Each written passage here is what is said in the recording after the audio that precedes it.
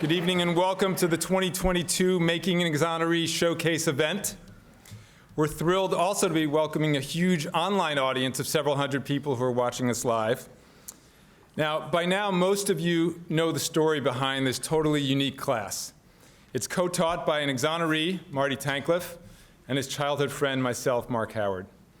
And it features the amazing work of undergraduate students, and I need to stress undergraduate because every single time the media get it wrong and they always say that they're law students. But they're not. They're in college. They're barely of legal drinking age. Yet they're working hard to overcome injustice and to help free innocent people who are currently languishing in prison. And previous versions of this class have helped to free 3 people, Valentino Dixon, Eric Riddick, and Keith Washington, who would likely still be in prison today if not for this class.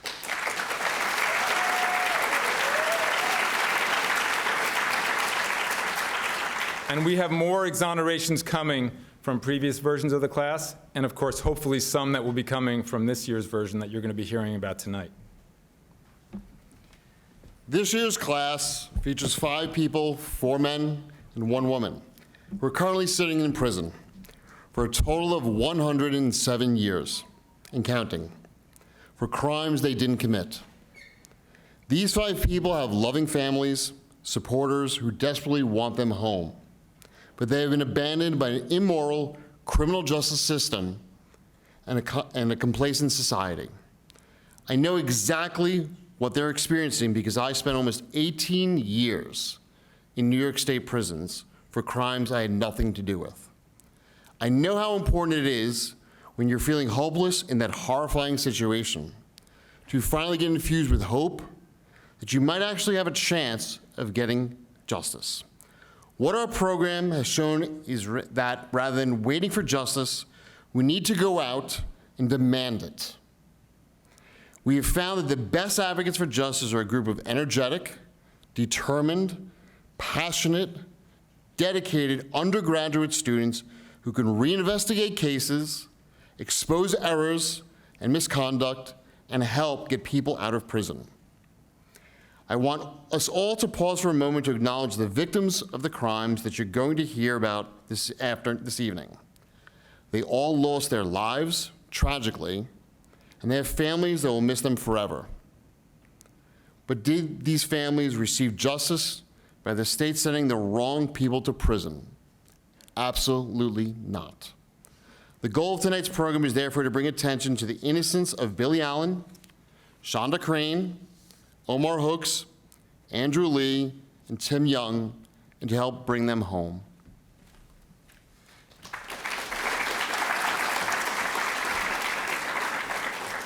Now, this year's version of the class was special in several ways. First, it was so great to be back in person, and it really is here for this event, because our 2020 cohort ended, of course, prematurely and finished virtually, and we didn't have a showcase event. Our 2021 cohort, which was amazing, and we have several representatives of that class that are here with us today, was all virtual, and that was very challenging. But let me tell you, COVID did not slow down Making an Exoneree. That class was just as powerful, and the impact will be just as strong as in previous cohorts. Second, this class this year has been covered by a podcast production company, Goat Rodeo, which is creating a phenomenal multi-episode podcast that'll be released later this fall with the working title, Exoneration 101. So stay tuned. It's going to provide incredible behind-the-scenes coverage of the secret sauce of this class. So it'll be out in the fall, and I want to give a special shout out to Ian and his colleagues from Goat Rodeo who've been incredible, and it's been such a pleasure to work with them.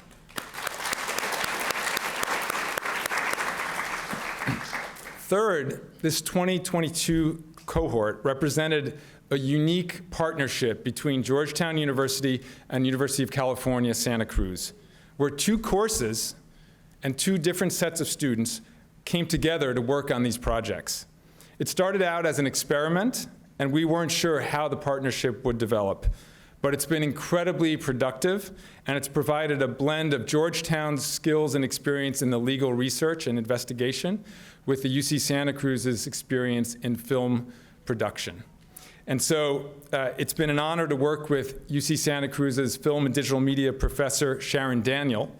And I want to say just how much we've appreciated this collaboration, how much we value Sharon and her 10 fantastic students. And now I'd like to turn to a short message on the screen from Professor Sharon Daniel from UC Santa Cruz. My name is Sharon Daniel.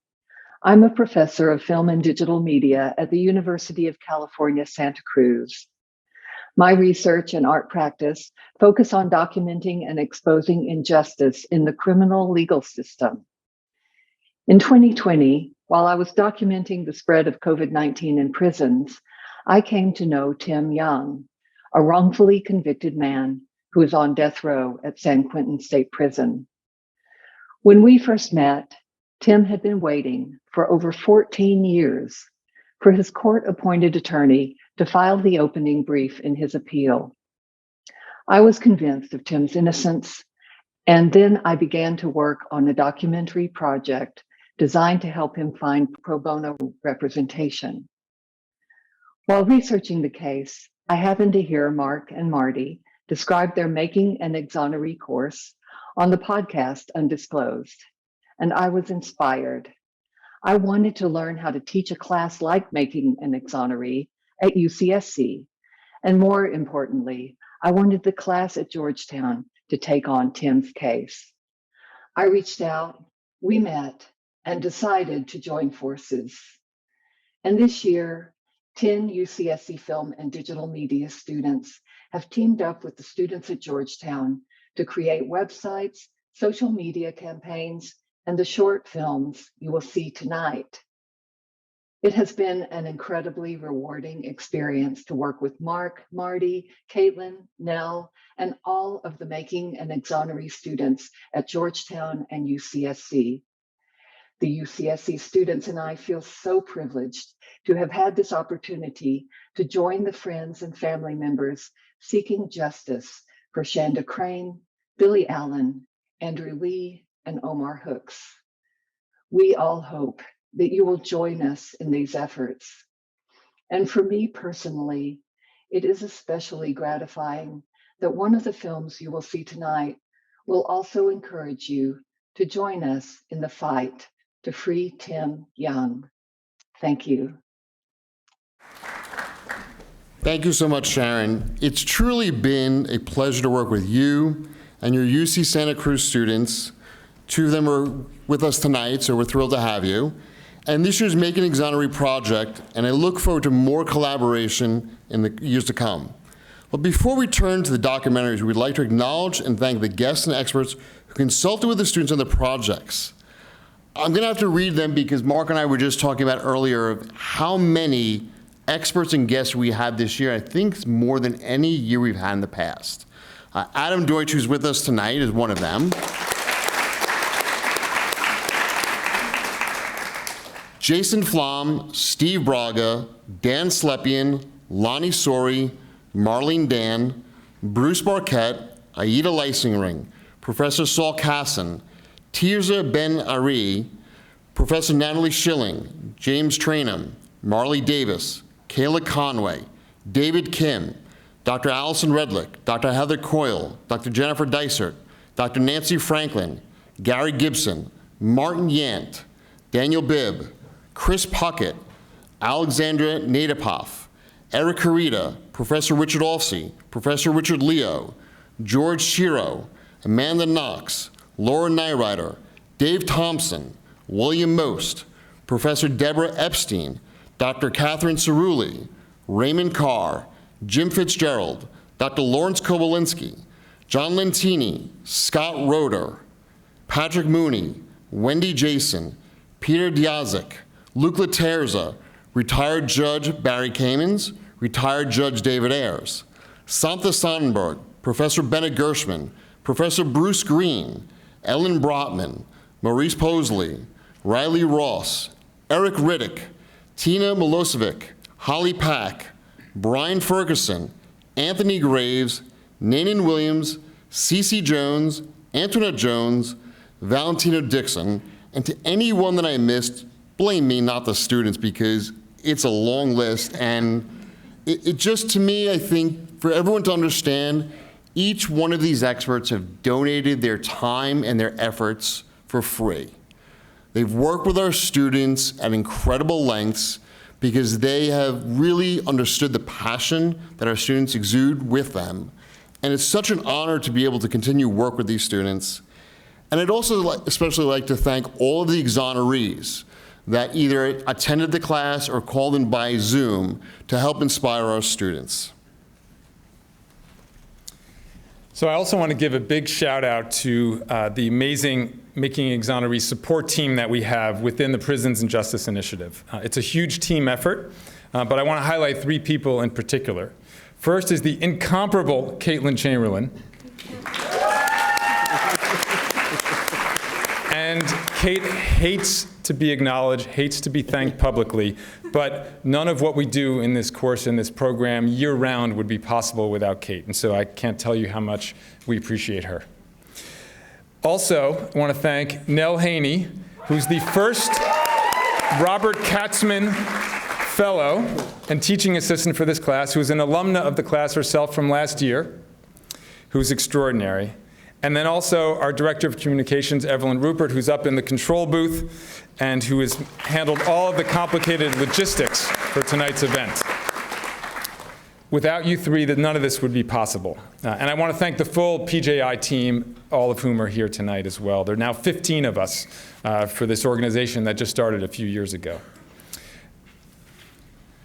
Tonight, we are also joined in person by the family of Omar Hooks and virtually by the families and close supporters of Billie, Shanda, Andrew, and Tim. To them, we say that we hope we give some hope, some sense of justice, and promise you that the fight to free your loved ones will not end until they come home.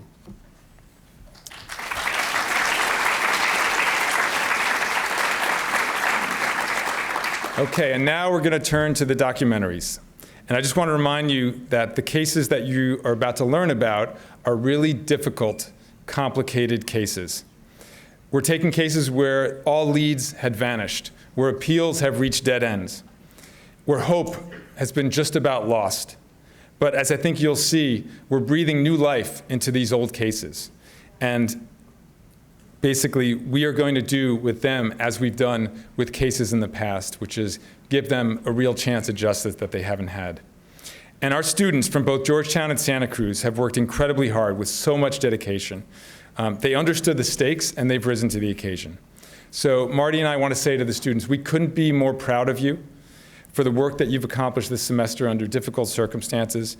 You've gone beyond any conceivable expectations of what a college class could be like. To call this a class is just a misnomer. This is a life experience. And you are helping innocent people get their name back and hopefully soon get their freedom back, their lives back. And you're truly amazing, and I just hope that you realize that and that it will stick with you for the rest of your lives, no matter what directions you go in.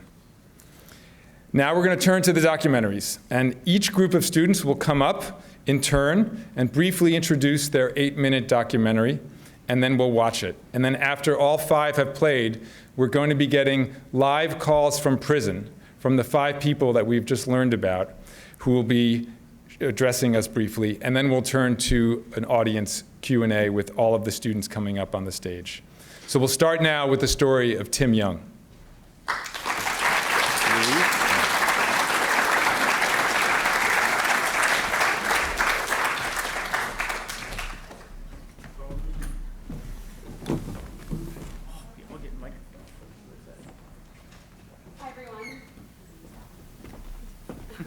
Hi everyone, my name is Lauren Scarf and I've been working on the case of Tim Young along with my fellow Georgetown students Omar Al-Shogri and Olive Brogan. And we're also lucky enough to be joined by our UC Santa Cruz counterparts today. So I'm Allison Dean, and then in the green sweater is Sullivan Goodrow, and we came here from Santa Cruz because we just really love this program, so thank you.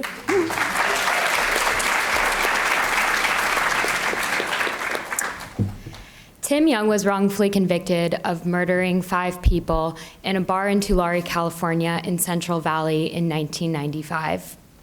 Tim Young and his brother, however, are innocent. After 4 years went by and mounting pressure for the police to solve this crime, Tim was first implicated by a lying informant who was looking to get out of prison on an unrelated charge. After this, and looking at countless pieces of evidence that came back negative for Tim and his brother, and palm prints found on the murder weapon that came back negative for them as well, there was only one piece of evidence that was used to convict Tim, and that was a piece of evidence that was mismanaged, mishandled, and possibly tampered with. We believe that Tim Young is innocent, and we will not stop fighting until he comes home.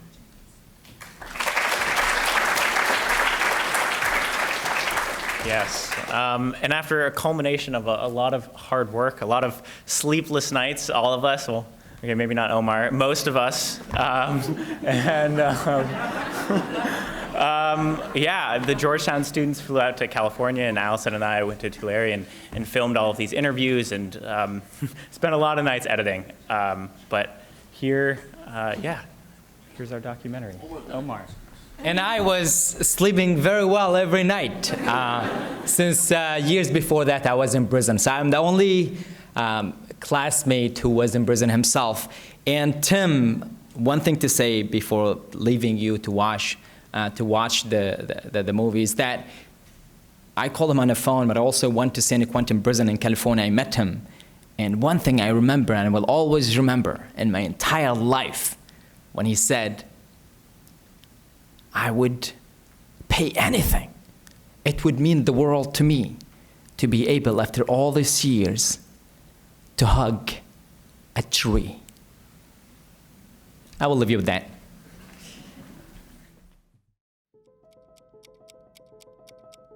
When they arrested me, I felt shocked, dazed, and confused because I had no idea what was going on. I had assault rifles being pointed at me from every direction. They didn't tell me why I was being arrested, but they did tell me that if I made one wrong move, they'd blow my effing head off. I was arrested, taken to jail, and thrown into the hole. I was absolutely shocked. I eventually learned that I was being charged with murder. In my naive state, I thought, as soon as you go to court, this will be cleared up. But boy, was I wrong. My name is Timothy James Young. I am a wrongfully convicted prisoner on San Quentin's death row. I have been here for 23 years, and I am an exoneree in the making.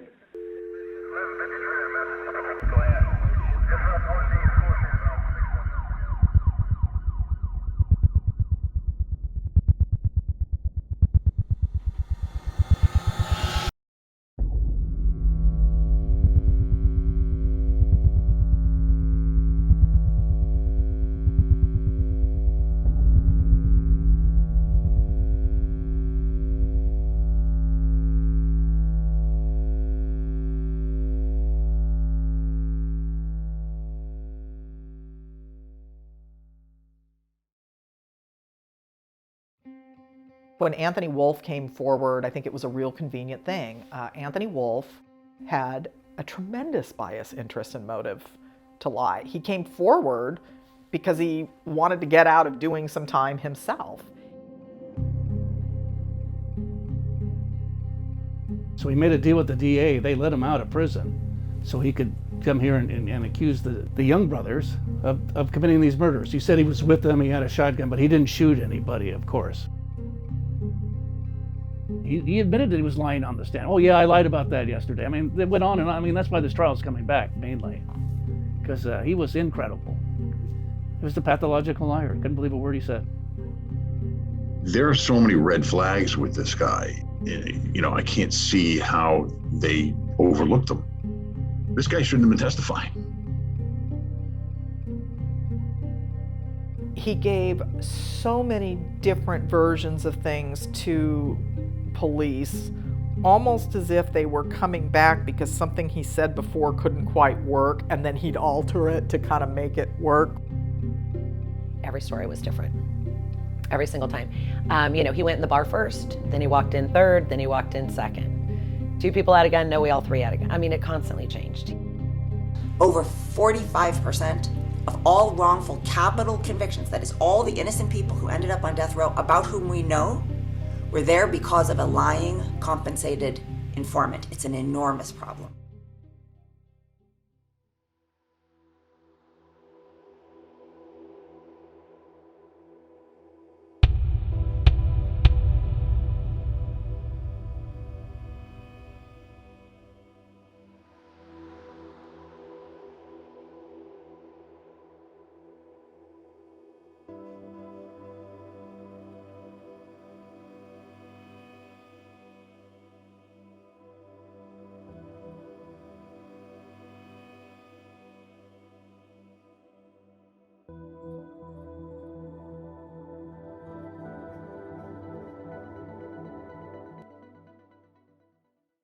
Don't tell anybody else this, and be careful of my quote here, but they had the most god-awful evidence room.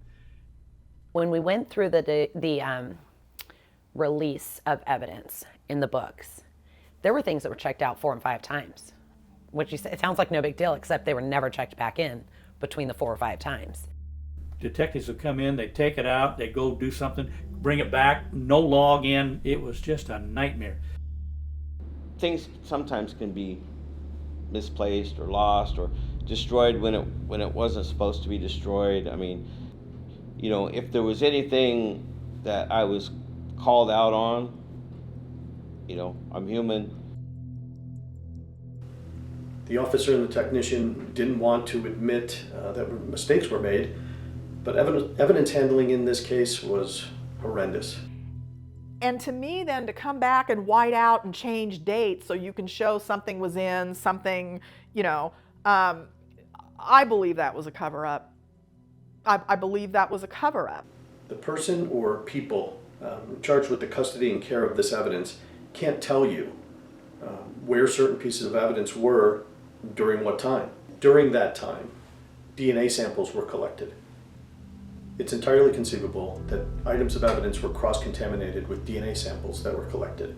It's also possible that DNA was intentionally planted on these items of evidence. And the DA tried to make it look like it wasn't as bad as it was. Everybody agreed it was terrible, but it was a hairy moment there where I thought, oh God, this whole thing is going to just blow up in our face. It was a sloppiness in the evidence room issue. It's not my decision to make whether it's sloppy or not. That's a jury decision. I finally threw my hands up at the end of that week and I said, that's what we're going to do. I wish the judge would have just done the right thing and excluded these pieces of evidence from the jury consideration.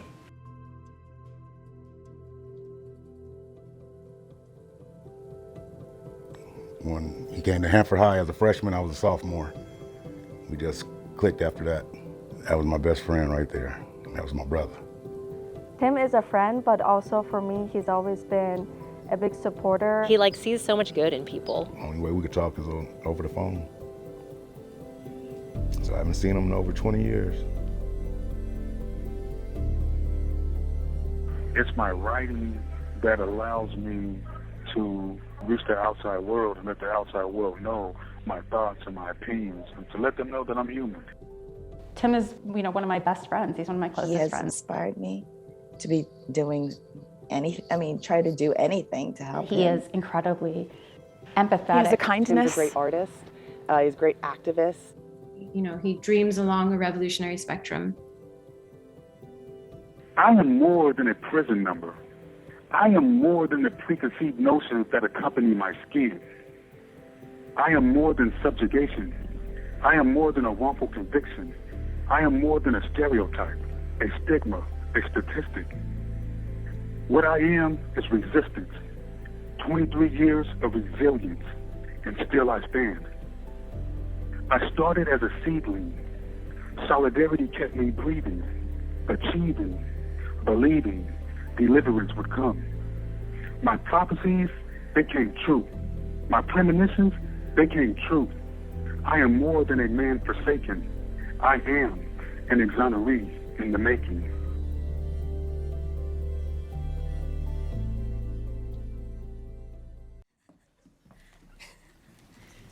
Hello, everyone. My name is Jay Thomas, and along with my teammates Cleo Gates and Annabella Hogue, We have gotten the honor and privilege to get to know Billie Allen over the past couple of months, along with his family.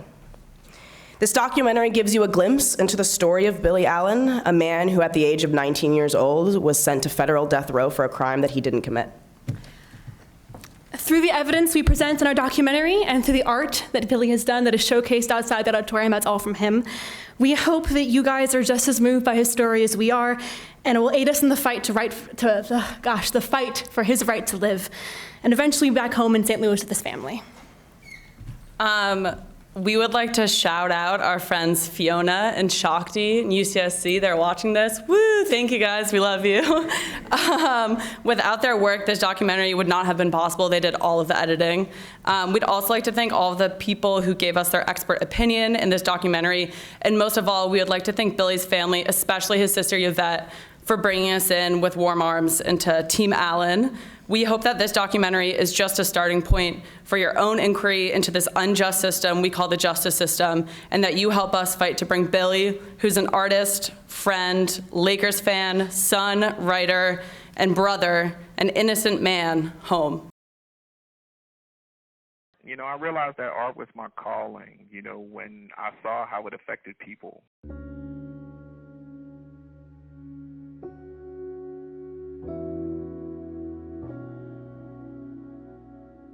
You know, the same way it affected me. It put smiles on their face. It allowed them to see past my skin color. It allowed them to see past my age. It allowed them to see past everything, you know, flaws or anything that was out there that people usually judge you on. You know, I lost sight of that, you know, for a while. And then when I came to prison, you know, in looking for myself, I went back to the thing that, you know, brought me the most happiness, and that was art.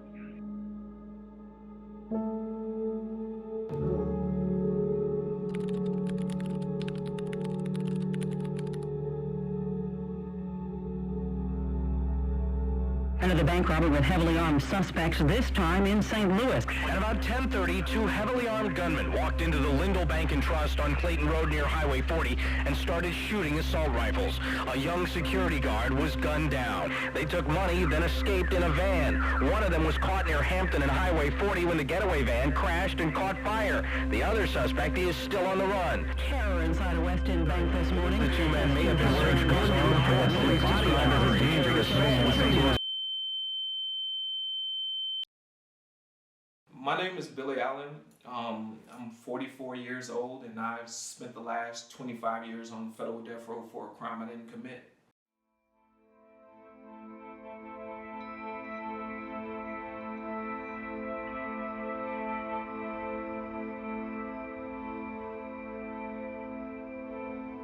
I get home and I look at the news, and they're talking about this bank robbery, and then they say the name Billie Allen. And I look at the screen, and my heart literally dropped. It was just like a shock wave through the whole family. Oh my God. You can't even, I can't even explain it. Something else happened. I didn't believe it. I didn't believe he did something like that. He wasn't that type of dude at all.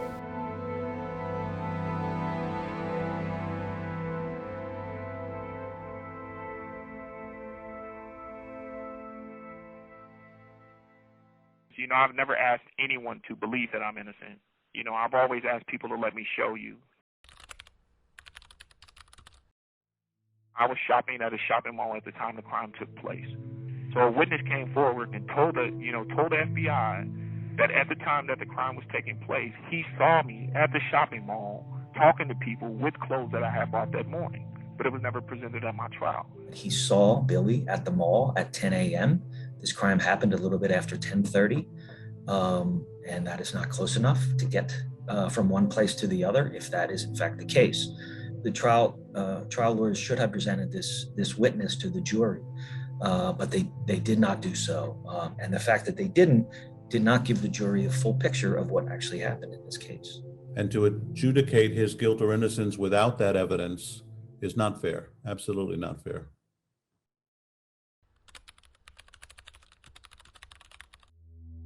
You also look at the gasoline reports. You know, they were done because the getaway van was soaked in gasoline, and the government's own forensic expert testified that whoever was in this van would have had gasoline on their clothes. But when they tested pulled his clothes, all of his came back positive. When they tested my clothes, they came back negative.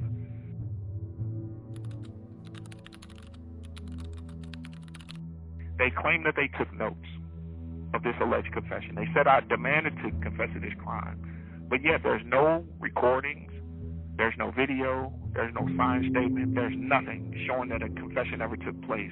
My first thought is that it's total bullshit. And when you look at the story that he gives, this isn't the way people talk. He hits on every single detail that they would need for this confession.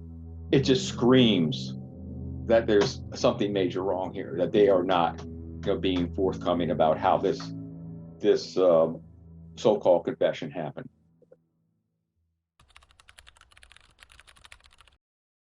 The government's own negative DNA were tested against me and the victims, and it came back negative. There was a bloody strap that was found in the getaway car, in the van. The origin of that bloodstain was not the victim, Mr. Heflin, or Billie Allen. And that leaves open a whole bunch of other possibilities.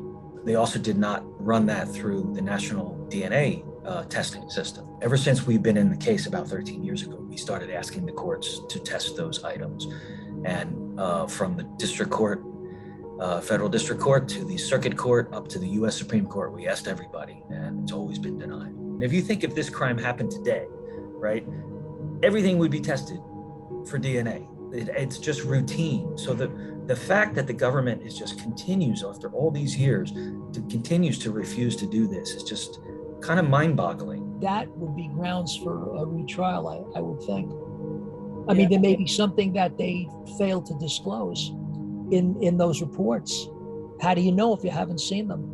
What are they afraid of?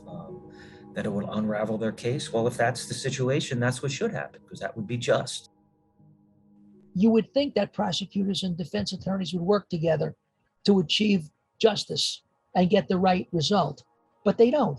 Our justice system has criminalized a lot of people, wrongfully convicted a lot of people, executed a lot of innocent people. I believe this is one of the people that we need to stand behind, put all of our manpower behind, and assist in getting home. I don't think anybody that knew him or knows him could have ever connected Bill with any sort of crime like this.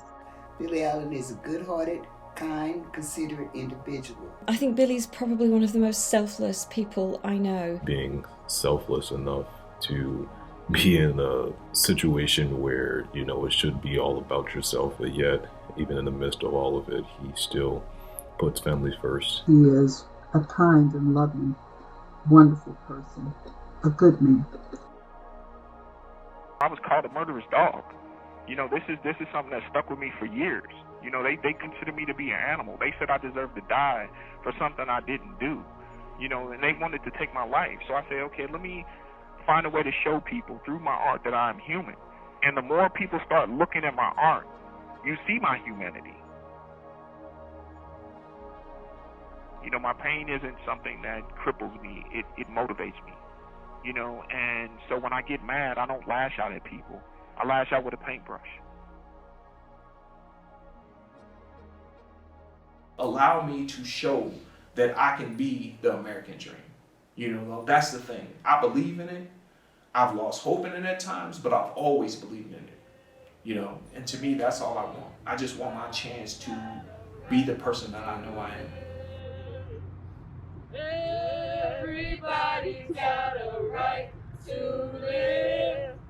Everybody's got a right to live. And before this campaign fails, we'll all go down to jail.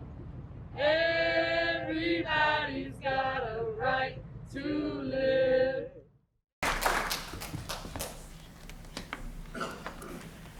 Hi everyone, my name is Alexandra, and along with my teammates Hugh, Justin, Flynn, and Lloyd, I've had the incredible honor of getting to know Omar and his incredible family, and we're so excited that so many of you are able to join us here today.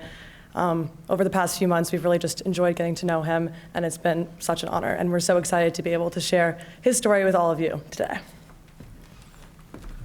For many of us in this room, 16 is an age of sweet 16s, driver's licenses, and freedom. For Omar Hooks, 16 was an age that his life came to a screeching halt. In 2010, he was charged, tried, and convicted of the murder of his friend and business partner, Thomas Green. The prosecution relied on shaky eyewitness testimony, a thoroughly flawed investigation by the Chester Police Department, and contradictory ballistics evidence to convince an all-white jury to sentence Omar to life. Unfortunately, over the past few months, we've learned that this story is a little bit too familiar in the city of Chester, a city that's known for corruption and neglect. However, we believe and we hope that Omar's bright, wonderful, and inspiring personality can outshine the dark, dark injustices that plague his life. In our documentary, titled 16 to Life, we try to express and communicate many of the injustices that Hugh aforementioned just now. Oftentimes, it was very difficult for us to push through, not just for us, but his family as well. But as you will see just shortly, his incredible personality and his care for others just makes every single hard moment worth it. So thank you so much for your time. Thank you for coming, and enjoy our documentary. My name is Omar Hooks, and I was born August 12, 1993, and I suffered from sickle cell anemia my entire life. Despite my sick childhood, I was a happy, cheerful child. When I was 12, I lost my father, and I coped in terrible ways. Then one day, at the age of 16, I was convicted of first-degree murder and sentenced to life. In order to understand my story, you must understand the city of Chester.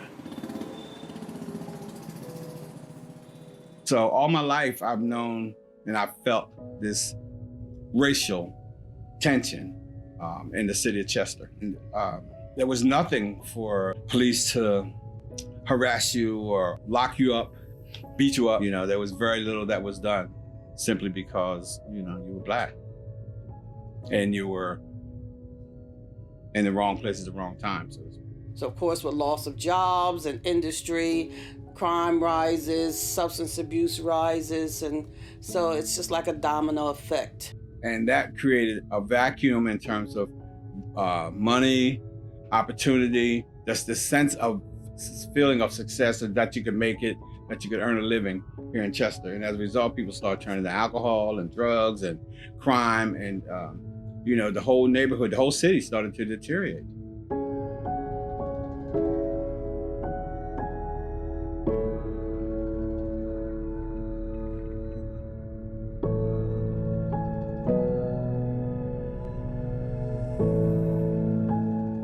Omar sold essential oils, a devoutly religious, very sweet, kind person. He was breaking up fights in high school. The security loved him. Always cordial and always able to connect with anybody from Chester. And I was liked and well loved by everybody. I wasn't involved in no drama. I can walk on foot anywhere in Chester and I never had to worry about nothing. Omar is encouraging. He's very uplifting. He's considerate. Family oriented. Always a loving kid. He's adventurous. Playful. Intuitive. Positive. Energetic. Bright. Kind. Awesome.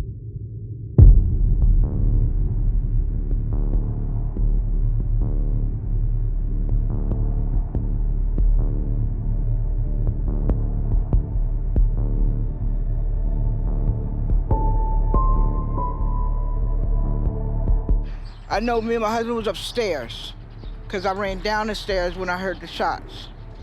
And I grabbed my grandbaby. And, you know, we ducked down and all that stuff.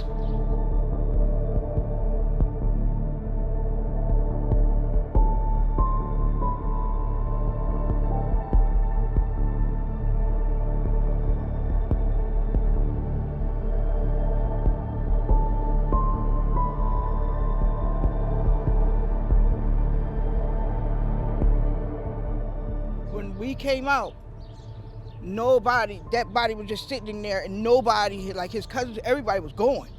Like everybody was going. It was a little minute before Omar walked up, because at this time the cops then came, people was all around, and he just diddy-bopping with a Sprite soda in his hand.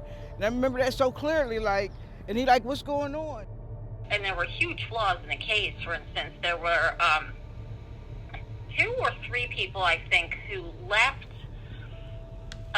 actually left the area and were not found until many hours later.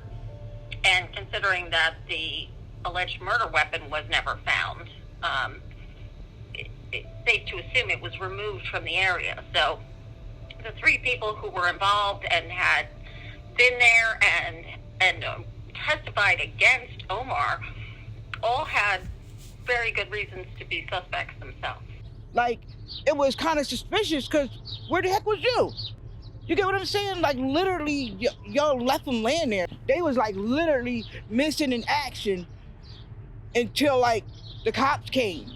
But at the end of the day, if it wasn't for my cousin William saying it was him, he would really be home.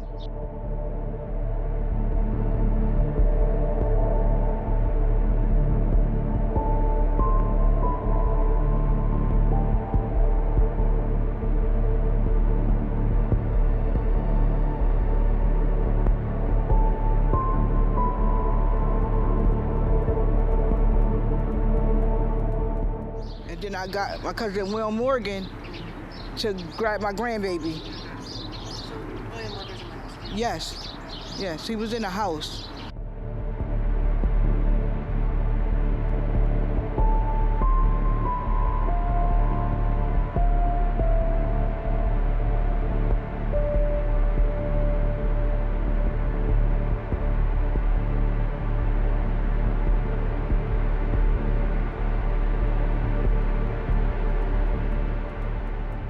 Wrongful convictions, a lot of them start with the behaviors of the police, whether it's the failure to investigate, whether it's a intentional looking at certain suspects to the exclusion of others, whether it's falsifying evidence, withholding evidence.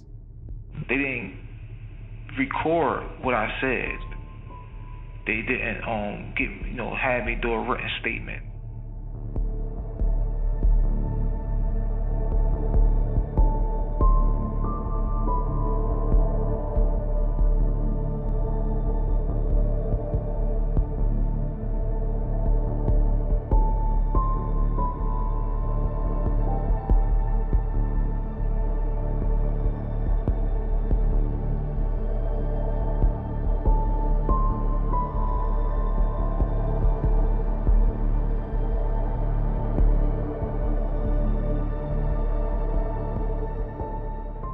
My clothes and they tested it, came with negative for gunpowder residue and particles. The prosecution theory that I shot this person. I picked up shell casings. I got rid of the gun. I got rid of the clothes. And the cops said they robbed me within 30 to 60 seconds. And I was able to come all the way around the block, run around the whole block, come back and go in the house. It didn't fit his profile. The facts didn't make much sense. People just need to know that I'm not who they think based off the fear mongering on the news. All my life, man, I've never been a person to hurt anyone. I've never been a person to hurt anyone. I've never.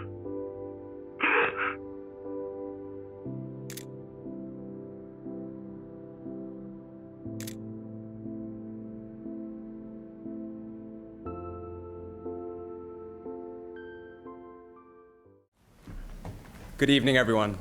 My name's Ty Greenberg. This is Simone Harmon and Anna Margulis, and we are Team Farooq. 20 years ago, our justice system victimized 2 people. Shanda Crane, who has never received justice for the justice deserved for the crime committed against her, and Andrew D. Lee, who has spent 2 decades incarcerated and tortured for a crime he did not commit. For the past 3 months, we have had the honor to get to know Andrew, who has since changed his name to Farooq Mansour. He has a gentle soul and kind spirit. He found peace and solace in his faith and is studying to become an imam. His favorite show is The Walking Dead, and he has a passion for history. He loves to read and is a talented writer. He's intentional with his words and adamant about the truth. And the truth is, he's innocent. We have spent the last several months reinvestigating every aspect of this case, rereading trial transcripts, conducting interviews, and traveling to Ohio to spend time with Farooq and his family. They have been hurt time and time again by the justice system, but persevered in their pursuit of the truth. We are excited to announce that as a result of their perseverance and our work on the case, we have been able to secure outstanding legal representation for Farooq.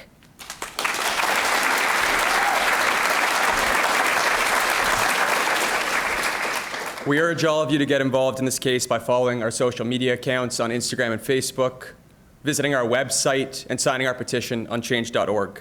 Most importantly, please share this documentary you're about to see far and wide so that we can tell the world Farooq's story. We'd like to say a couple thank yous before we get started. First, to Professor Mark Howard and Professor Marty Tankleff, and to all the individuals that helped us put this documentary together. A special shout out to our UCSC teammates, Jake Rusko and Anicia Dayak, without whom this documentary really would not have been possible. And lastly, most importantly, thank you to Farooq and his parents, Harold and Cynthia, for trusting us with this case and allowing us to tell his story. Without further ado, Team Farooq proudly presents I Want My Name Back, the story of Farooq Mansour.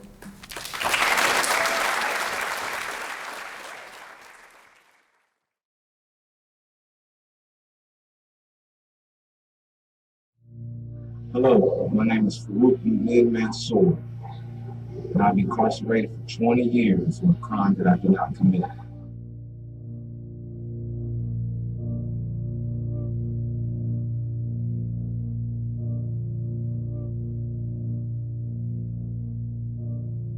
I'm Harold Andrew Lee Jr., and my wife here is Cynthia M. Lee. We're Andrew Lee's mother and father, and Andrew grew up in this house. I was just realizing how much we don't have, very many photos of Andrew. We got some in his younger years, and but as an adult, we don't have too much.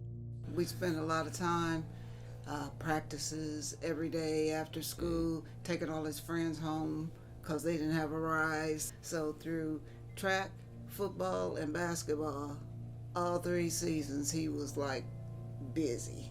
And he was good. We played basketball throughout high school together, for sure. And Andrew was an exceptional athlete.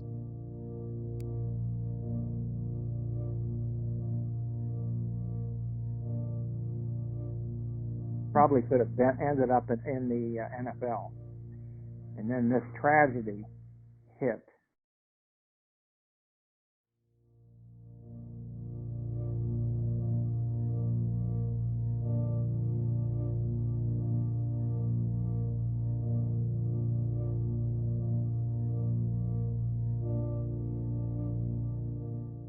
Out the clear blue, I go over to my dad's house. Next thing you know, the police was looking for me, talking about I committed the murder. So, not knowing that this would be the last days of my life on the street, I allowed them to arrest me.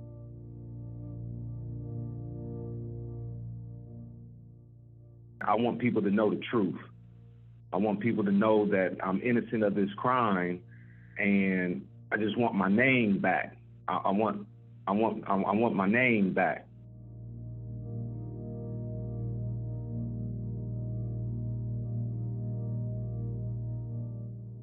I'd like to air a little bit better description of our suspect. He is male black, medium to light skin.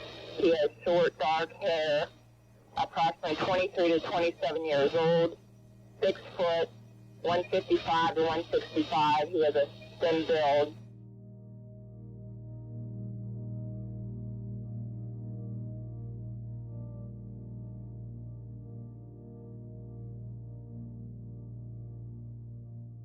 They didn't use DNA to prosecute Andrew. They used the eyewitness testimony, and it's shaky all the way around. I mean, I really thought it was going to be not guilty because the picture alone said it all. This person was clean shaven, short hair, and at the time, Andrew was not that. He's not the right age. He's too young. He's not that thin. He's actually taller, right? He's taller, he's bigger, he's younger, right? So what matches? Black male. That's what you got. They knew that he played football for OSU. And yet the witness description is 155 pounds at 6 foot. I'm sorry, what position, what football player plays for OSU that's 155 and 6 foot? He should have been eliminated immediately on the basis of the size.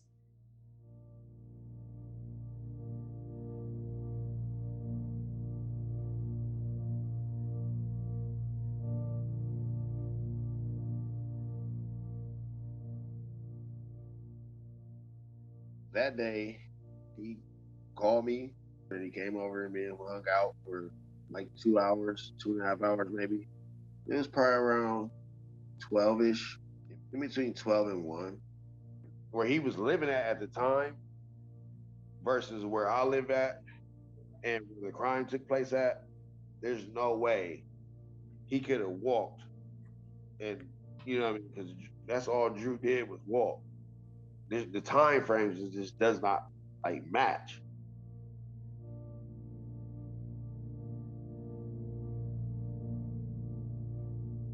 The attorneys were aware that the gun was found on Cameron Cruz, but nobody ever questioned him about it, and he never showed up at the trial. Also waiting on them to bring him back. And they brought the gun back, but they let him, I don't know what happened to him. If you know that that you have unknown DNA on the crime scene and he's got the gun, I mean, that's a major, ball drop.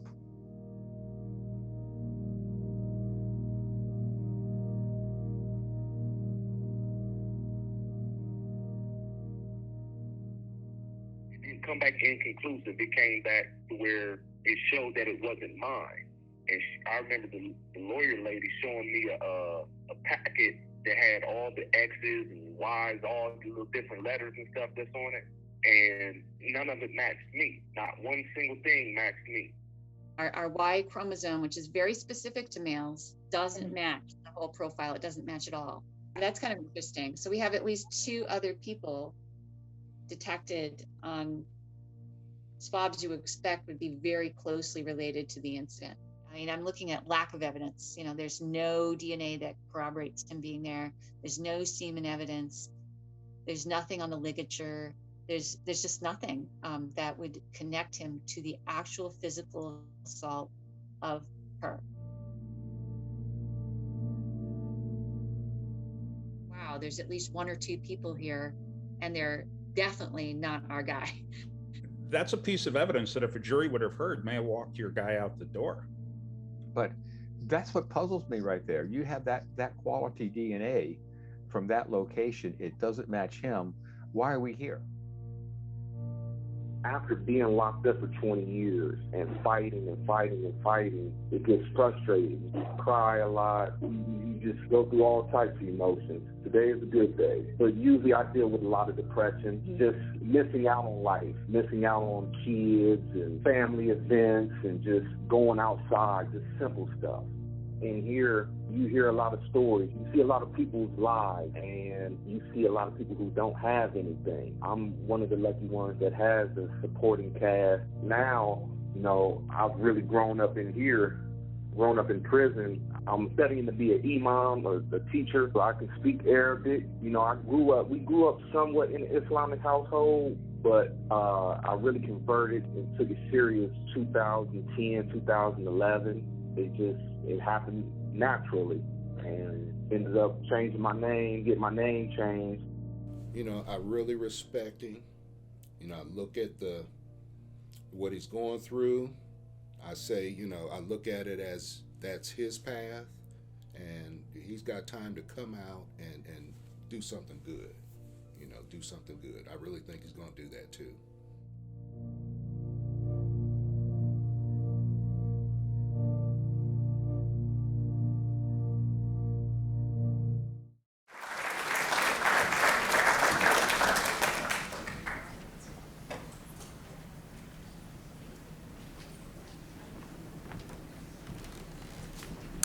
Hello, and thank you so much for being here with us tonight. My name is Maya Hambrick, and I'm here with my teammates Jack Resnick and Joe Stewart.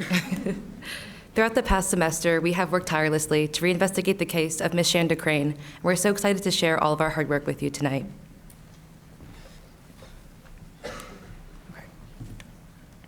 Shanda Crane is a survivor of domestic violence. On January 25th, 1995, her life would change forever when she discovered her parents murdered in their home.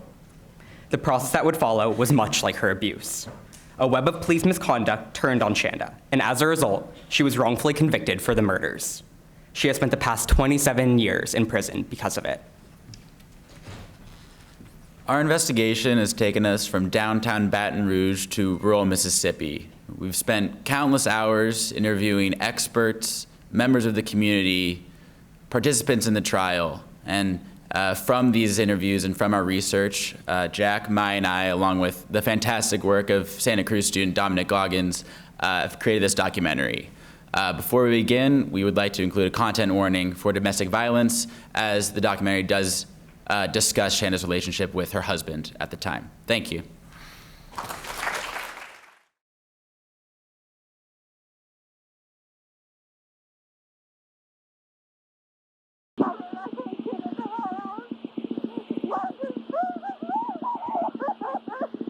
Where's this at, ma'am? We'll get him on the way, okay? All right.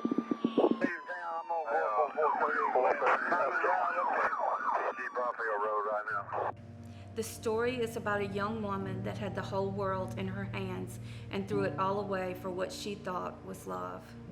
It began with a high school graduation and ends with a prison sentence. I will tell how her abusive marriage affected her mentally, physically, and emotionally. It will give an account of how all of the above led the young woman to make decisions she normally would not have made had she not been under the influence of her own substance, her husband. Shortly after the wedding day, the abuse started. He attempted to drown her in the bathtub. Her children witnessed it. They screamed, she gasped. He pinned her on the bed. He straddled her. He grabbed his .22 rifle and he shot it in the ceiling. He put the smoking barrel to her throat. It left gunpowder burns from her throat to the center of her chest. He continuously degraded her in ways that were inhumane. Her life was frequently threatened.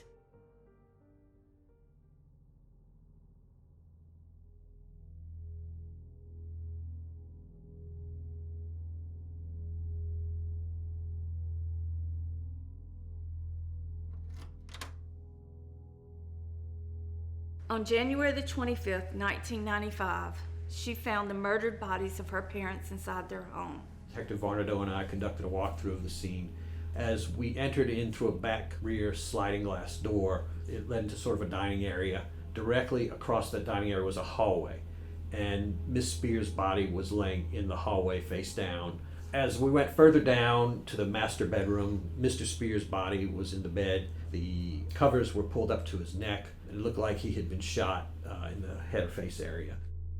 On January the 30th, 1995, summoned to the sheriff's department, she willingly walked into what would become her last decision made as a free citizen. She followed the detective into the booking room where she had her mugshot taken and was fingerprinted. She was placed into a padded cell where she was isolated from everyone. Scared and unsure of what was going on, she sat in this dark, urine-stench dungeon for almost 6 excruciating hours.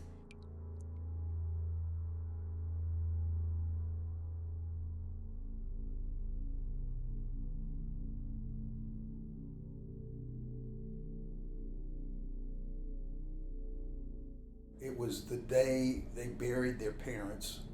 She was highly emotional. But then that led to, as I recall, hours of her being locked up without being read her rights or anything else. And then they got her to give a confession. She began to doubt her own innocence. She liked the seclusion. She was safe. She thought about her children. She questioned aloud, where were they? Were they at school? No one answered. She had to get out of here. She could not breathe. Her history of emotional abuse fueled the fire of anguish and fear in her mind. She wanted her parents, her children, somebody to help her. Sadly, she cried for her husband. No one came. The interrogation opened with formalities from the detective. He seemed nice. As the questioning moved forward, his demeanor changed. He hurled accusations of guilt at her.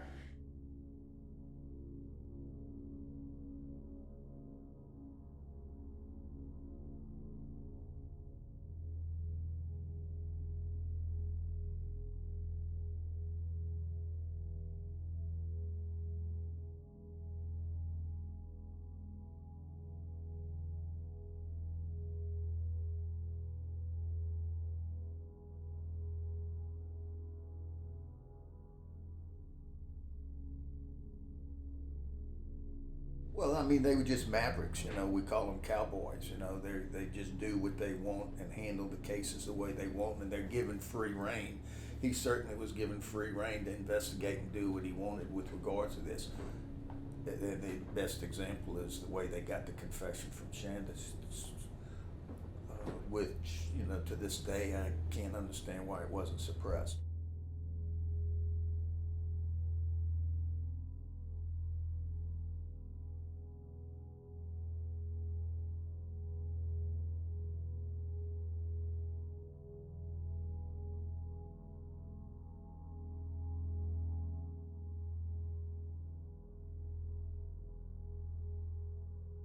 I remember my sister Brittany, she was like 9. They had her going down there to the DA's office like almost every day for like hours at a time. And at first my sister told them that she didn't hear no gunshots. And then later she come back and said she did. I mean, what was they doing with her a week before she went to trial in there every day? What was they telling her to say as a kid 9 years old?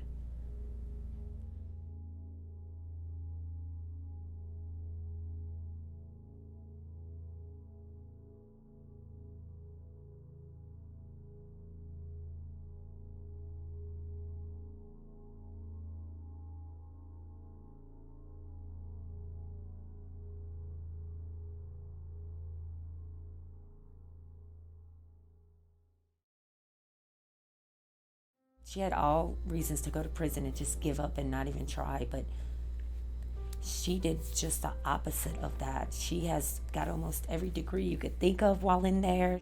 I'm very proud of my mom. I couldn't be more prouder to call her my mom. I don't think there's a program that is offered to the women in the state of Louisiana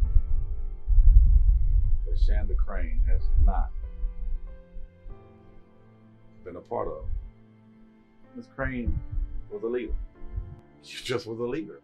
Shanda is one of the sweetest people that you ever want to meet. She always had those protective motherly instincts that she shed abroad in prison around people, to people. And then my kids are missing out on their grandparents. It's just a chain. It's not just one person. You hurting. I was 4 years old. I didn't ask for that. Like, I really need my mama home because I don't have I need my mama. Hello, my name is Her, and I'm an addict. Throughout my recovery for the last 25 years in prison, I have learned many valuable lessons. I realized that you can do something in an instant that will change the course of your life forever. I realized that addiction comes in many forms, and one is just as degrading and detrimental as the other. I also realized that fate is not always kind to you. You have to recognize the misfortune and resolve to learn something from it that will help you in the future. You have to trust the journey and not let your past be your present. You have to overcome, rise above your addiction and be a better you so that you do not become a her.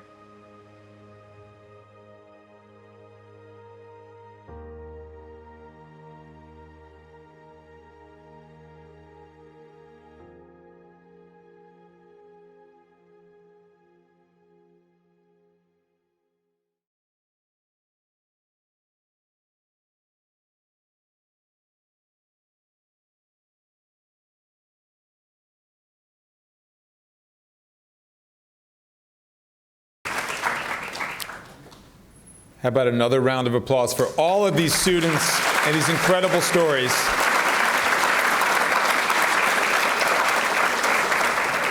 And now we have several of the 5 people who will be joining us live, and I think we're going to start actually with Shanda Crane, live from prison. Here we go.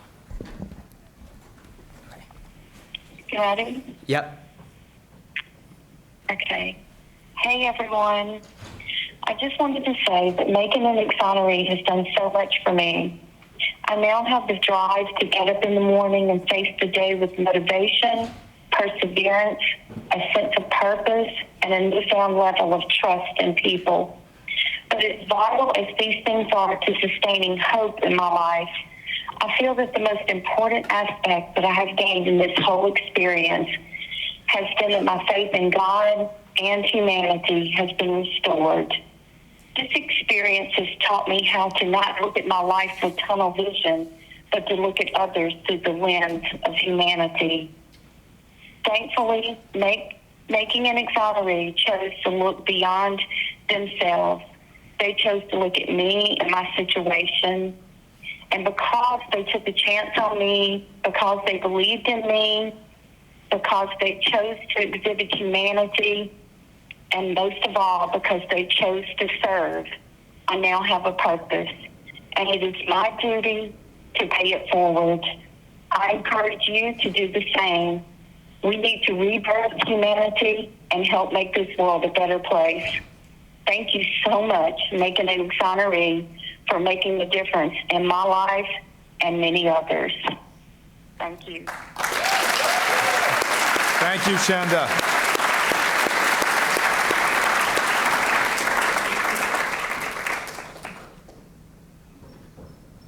We have a pre-recorded message from Billie Allen, but it looks like we have Tim Young live. We do? So we're going to jump to that. I do want to mention that Omar Hooks was not able to call in live or send a pre-recorded message because the prison where he is on lockdown, which means that nobody gets to leave their cells, nobody gets to use the phone. I want you just to think about the context of what lockdowns are, which are routine and common in prisons around the country, right? And so in this case, you add to that somebody who's innocent, somebody in the state that Omar is in, somebody with this loving family that's here, and he can't even make a phone call. Could you please come up with Tim? So hold it right up to there, put it on max. Okay, you're good to go. Go ahead, Tim. I would first like to say hello. Thank you for having me, and thank you for allowing me to share the space with you today. I am Timothy James Young. I am someone who has been locked up longer than some of you have been alive. I am someone who has been denied justice for over 2 decades. I am someone who has become the poster child of wrongful convictions. Today, however, I get to come before you and acknowledge that I'm an Exoneree in the making. But the dream, the drive, and the focus is to stand before you as an Exoneree. That day will come, but it will only come because of people like you who are out there doing the work. It will only come because programs like Making an Exoneree are paving the way. It is here that I give deep, deep thanks to the students and the staff who work in conjunction with Making an Exoneree. And I'd like to give a special thanks to Olive, Omar, Allison, Lauren, and Sullivan.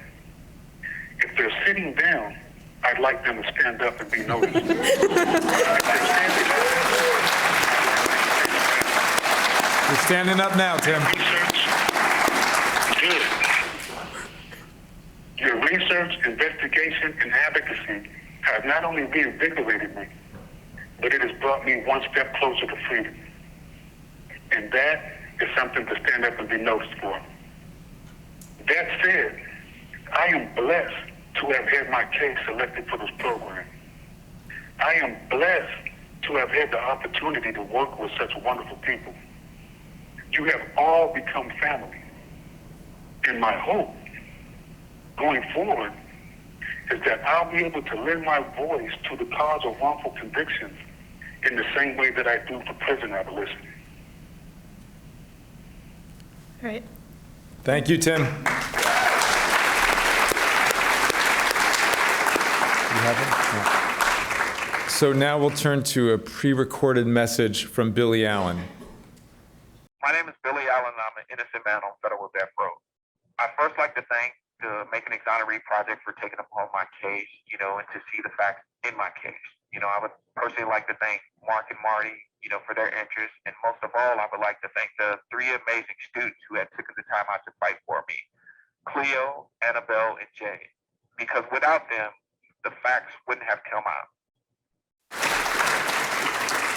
And now for Andrew Lee or Farooq, we have also a pre-recorded message. I want to thank all the people who've been supporting me with this journey. I want to thank all those who have found out the truth about my life and the truth about this story, and will help me in the exoneration. Thank you. So when you put it all together, we have 107 years of wrongful incarceration here that we've learned about tonight. And really thanks to this work of our students. And I'd like to now ask them to join me on the stage with Marty. And we're going to open it up for a Q&A from our live audience and also from our live stream. And while they're coming up, I'd like to ask our former students who are in the audience if they could please stand up. Some of them who didn't get to have a live event before. We've got representatives from Nell Haney, of course, from Team Derrickson, Charles Santana. Thank you. We have a tradition in our class, so you're getting a little window on what happens all the time when we're in our class on Fridays for 5 hours at a minimum, is that whenever we get a live call from prison, which actually happens all the time, we say we stop everything and we take the live call. So you're going to get to see that. We have a live call from Farooq right now. Floor is yours, Farooq. Okay, my name is Farooq Mansour. That name means something to me. And it means who I am. My father gave me that name because he believed in my innocence long before everybody else. Long before you've seen the story that's been told, my dad's been there. The reason why I'm here today speaking to you is because of that man. This call is originating from an Ohio correctional facility and may be recorded and monitored. And I'm very proud of that. I just want to say that. Okay, you good? I've been locked up for 20 years, and it's been an experience unlike anything that you can believe. I've been raised by murderers, thieves, liars, cons, and it's hard not to get lost in here. By the grace of Allah and through my religion, I'm able to say that I'm a solid person, if that means something. But my name means something, and I worked for it.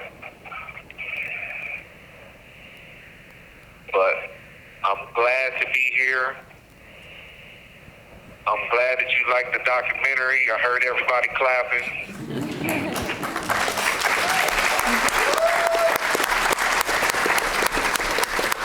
He's still talking. I'm just happy to be here. I guess that's it. Thank you, Farooq. Thank you. Thank you, Farooq. What we do in this class, what's so different from even appellate litigation, from what some law clinics do, what we do is we go back to the very beginning and we reinvestigate and we say, what the hell happened here? And in every single case, whether we get somebody out of prison or we reach a dead end, we find out within 2 weeks a much more complete version that was ever put into a trial transcript, into newspaper headlines and reports. And that is really troubling, because what we're getting, and maybe I'm quoting, was it Jim Trainum who said, we're getting a lot of bullshit that's coming through these systems that's leading to convictions, and that's then being rubber stamped and takes decades and extraordinary resources and ingenuity to be able to overturn. But that's what we're dedicated to doing, and that's what we're going to continue to do with this class, with this program. We have ideas for expanding it because we get hundreds of letters from people in prison. I just gave Nell another stack to go through of another dozen that I just got. It's endless, right? And we need to have more than just 5 cases that we can do a year through this program. This needs to be a national movement. And hopefully we're inspiring the people here, the people watching, to join and to be a part of this fight for justice. So I want to, once again, congratulate and thank these extraordinary students, and I want you all to give them the last round of applause.